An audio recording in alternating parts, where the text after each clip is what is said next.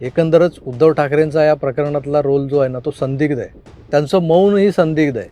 आणि मुख्यमंत्री म्हणून ते 2.5 वर्ष अलीबाबा आणि 40 चोर नावाच्या सिनेमातल्या अलीबाबाची भूमिका निभावत होते की काय असा प्रश्न पडला आता. हाच प्रश्न अर्णब किंवा भारतातला सो कॉल्ड जागृत मीडिया ठाकरेंना कधी विचारणार?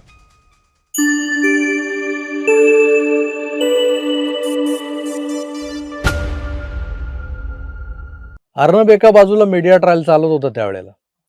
त्याला अडकवण्यासाठी अलिबागच्या एका मराठी आर्किटेक्टच्या आत्महत्येचं जुनं प्रकरण बाहेर काढलं कोणी काढलं?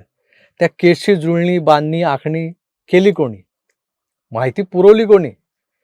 संजय राऊतांचा यात काय रोल होता? अर्णबला यात गुंतवला यावं म्हणून त्या अन्वय नाईक नावाच्या आर्किटेक्टच्या फॅमिलीला कोणी पुढं केलं? या केसमध्ये अर्णबला अटक करायला महाराष्ट्र पोलिसांच्या 27,000 जवानांपैकी कोणीही सक्षम अधिकारी जाऊ शकला असता, पण तिथेही अर्णबला फरफटत बाहेर न्यायला तोंडाला मास्क लावून सचिन वाझेच कसा काय पोचला? अगदी मालाडच्या जनकल्याण नगरमधल्या दिशाच्या घरापासून अर्णबच्या लोअर परेलच्या घरापर्यंत ज्याचं ज्युरिडिक्शन चालायचं, ज्याची हद्द होती, असा हा सचिन वाझे म्हणजे ओसामा बिन लादेनचा चुलत भाऊच म्हणायचा की. इतका अतिरेक त्यानं केला होता. मग आता प्रश्न हा उभा राहतोय की जसं अनिल देशमुखांना अर्णबने आरोपीच्या पिंजऱ्यात उभं केलंय, तोच न्याय तत्कालीन मुख्यमंत्र्यांना म्हणजे उद्धव ठाकरेंना का लावला जात नाही?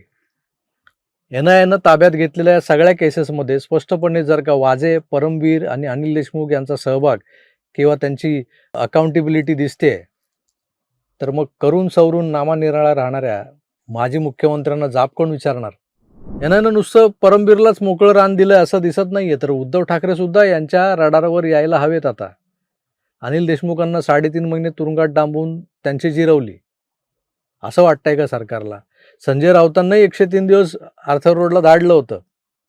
मग त्याच्यावर खुश झाले का? मग हाच न्याय इतरांना का नाहीये?